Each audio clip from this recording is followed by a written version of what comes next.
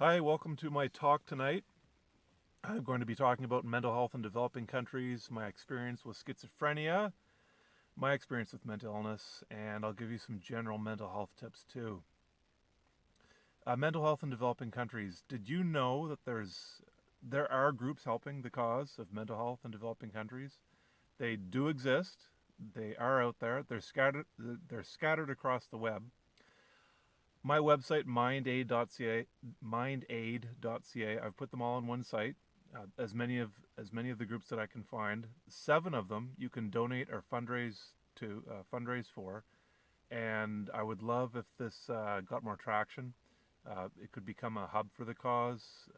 There are many people helping mental health in developing countries. They need a lot more help, and the good news is that the models they use models of basic mental health care. These models are low cost, proven effective, and scalable. The World Health Organization is trying to figure out the best way to roll them out to the masses.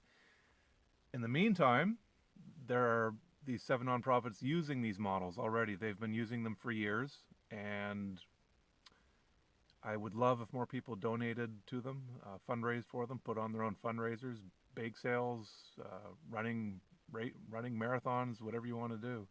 I started my own fundraiser. It's one of the groups is called Strong Minds. They help women with depression in Africa, and they have their own on their website. They have their own platform for starting your own fundraiser. So I use on their website their own platform for starting my own fundraiser for MindAid. My goal by the end of December 31st, 2022, I'm hoping to have raised $1.8 million to help 10,000 women with depression in Africa get treatment.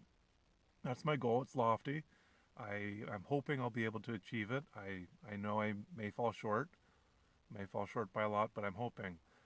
I have an idea, and I don't know. Someone mentioned this to me the other day, and it's rumbling around in my head a bit. He said, "What if I got? I live in Canada. The two of the big hockey teams with a rivalry between each other, Toronto Maple Leafs and Montreal Canadiens, and I was wondering if I could challenge them to see which team, including their fans, could raise the most money to help women with depression in Africa through with money going to my fundraiser. I want to look more into that, and I do have some contacts who are in the more of the sports field, and I'm wondering if the Montreal Canadiens and Toronto Maple Leafs might want to take that on. This idea may fizzle out. I'm not sure. I just want to have some conversations with people, see what they think about it. Feel free to comment here if you have any ideas about that, or if you have any contacts in the sports industry who might be able to get a hold of those two teams. Yeah, so that's my idea. Yeah, just thought I'd share that here. So the other groups, Find Mind, they help people in Uganda get mental health care, and the founder Pavel Repo, he's his nonprofit's been around for a few years or so, and he has Forrest Whitaker, the Hollywood actor, most recently in Star Wars. He has his foundation working with him, working with Find Mind, and so he's got a big name behind him. Strong Minds. They have one of their promo videos is narrated by Ashley Judd, Hollywood actress and singer. Uh, Bill Clinton and the band Arcade Fire. They have endorsed Partners in Health. Partners in Health is a larger nonprofit. They have mental health as one of the things they do. Of the 7 nonprofits that I steer people towards at MindAid, 5 of them do just solely mental health care. The other 2 do mental health care as well as other causes like education and whatnot. The other one that does more than just mental health care is CBM UK, and yeah. But the other 5 are that work solely with mental health care are Find Mind, Strong Minds, Minds Foundation. They work in India. Basic Needs used to be. It was the original nonprofit helping this cause, and their head branch merged with CBM UK. They did have about a dozen or so satellite or branches of basic needs, and those, as far as I know, still exist. The largest one that I know of is Basic Needs US. They're in Massachusetts, and you can donate to them. I put their website in my list of the 7. And the other is Psych Corps Ghana, and they're one I discovered recently. So you can donate or fundraise for them too. So I would love if those nonprofits got more traction, more if I could help build their capacity, getting them more money, more awareness. I would absolutely love that. These models are scalable. They can be they're low cost. They can be put out to many people. I know Sean Mayberry, who started Strong Minds. He's trying to work with the larger humanitarian organizations like UNICEF and Oxfam and World Vision, and trying to get them to use his model of basic mental health care for them to roll out in their programs.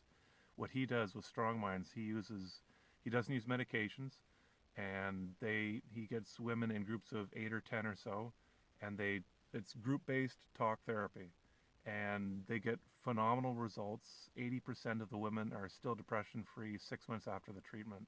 They meet for so many weeks, once a week, I think once a week.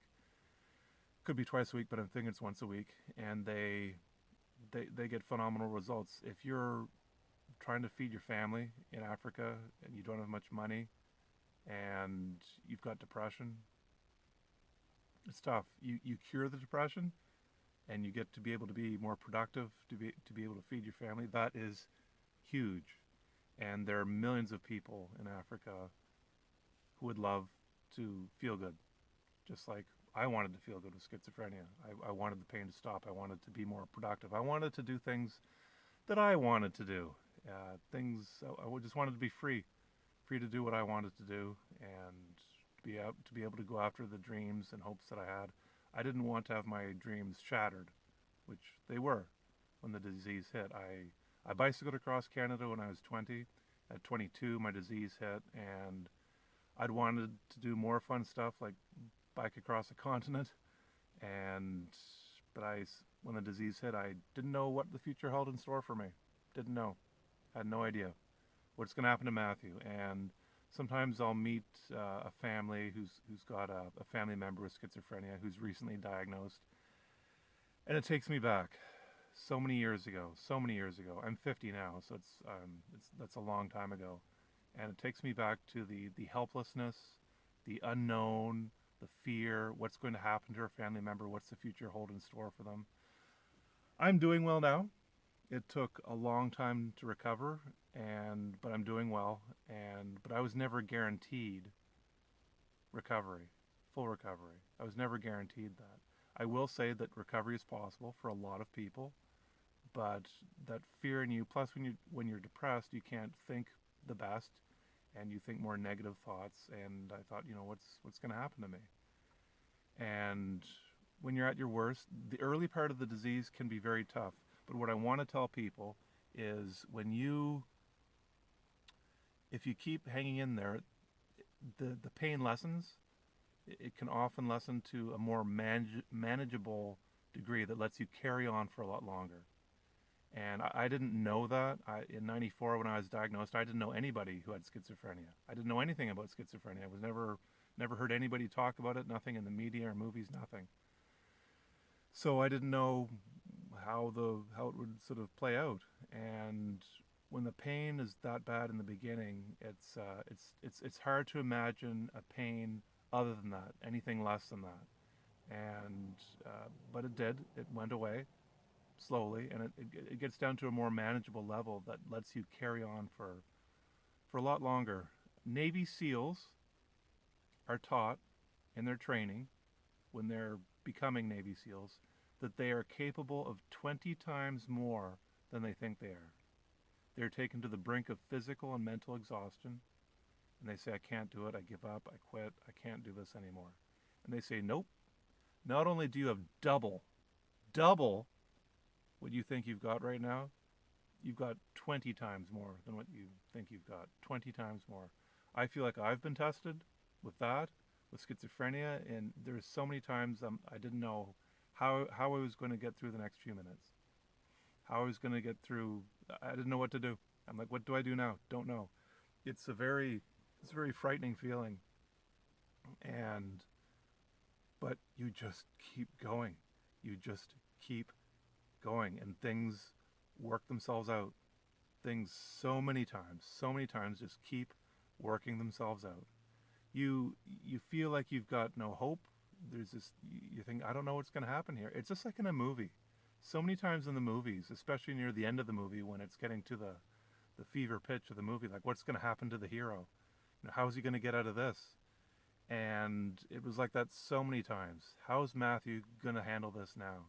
And yes, it was just tiny stuff. Like, how's Matthew going to, how's Matthew going to navigate the grocery store? I'm thinking, I don't know if I can do this. I don't know if I can do this. Simply buy groceries.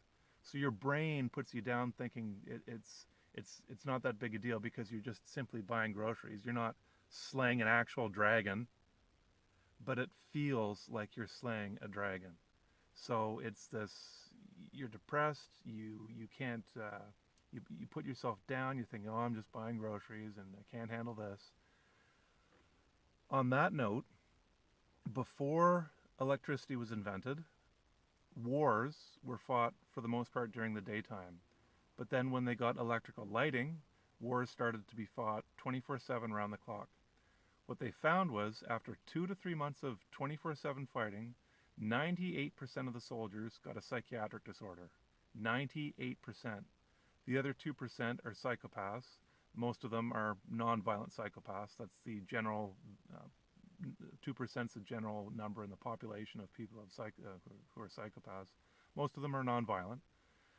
And so 98%. So if you think that you're not, if you've got a mental illness and you think, well, I'm not as tough as somebody else, why me? Am I weaker, sort of thing? These thoughts go through your head. They went through my head.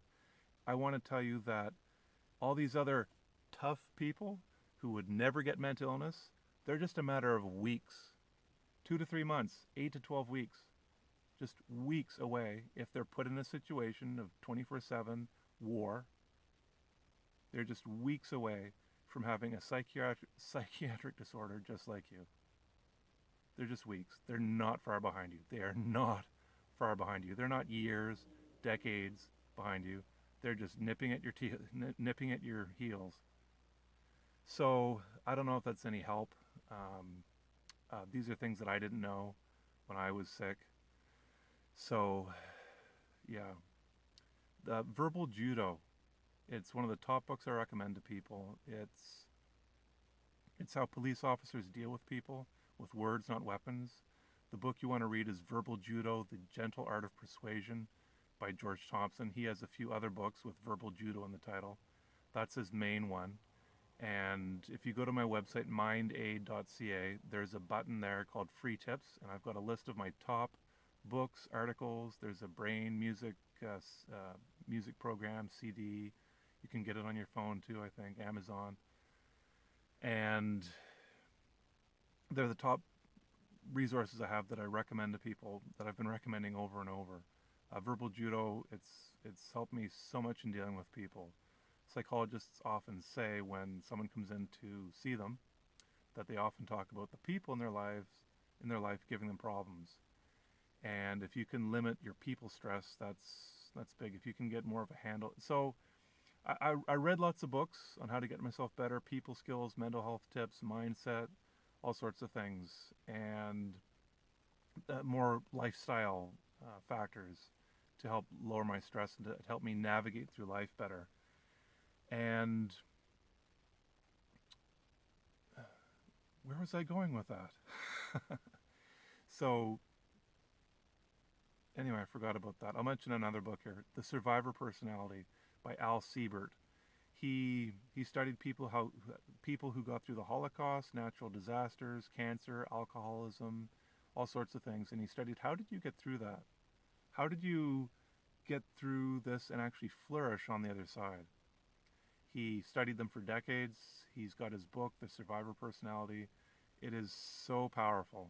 I found that book in 2010, and I wished I'd had that at the start of my recovery in 1994. It is a phenomenal book. And another book I recommend is What Doesn't Kill Us by Stephen Joseph. It's about post-traumatic growth. Post-traumatic growth is a relatively new field. It was studied, it was invented in the 1990s. And it's the old cliche, what doesn't kill you makes you stronger. And no psychologist had ever studied it until the 90s. And now it's quite a big field.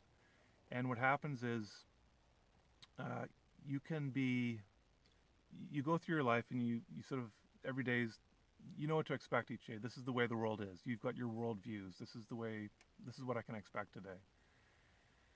And what happens is a seismic event, what they call a seismic event. It could be trauma, like physical trauma. It doesn't have to be from violence, though. It could just be a very intense thing you go through. For me, with schizophrenia, it shattered my worldviews. I'd always known that life could be bad. I knew you could lose your legs. I knew you could be blind. I knew you could be in a Holocaust. But until I'd gone through real pain, I didn't know how bad life could actually be. I really didn't know. I had no idea what it was like. And yeah, it's tough. So what happens is this seismic event, it shatters your worldviews, and people fall into three categories. One group, 20 years later, they're still not doing well. They have a downward spiral, kind of negative thought process about it. The second group, they rebuild their worldviews. They get back to where they were before, but there's no growth. The third group, they rebuild their worldviews, but they incorporate their trauma. They learn from the trauma. They grow from it. They say, how can I make use of this? And they become better than ever. And many of them say that in questionnaires, how they're doing years later, and they say, I feel better than ever. It's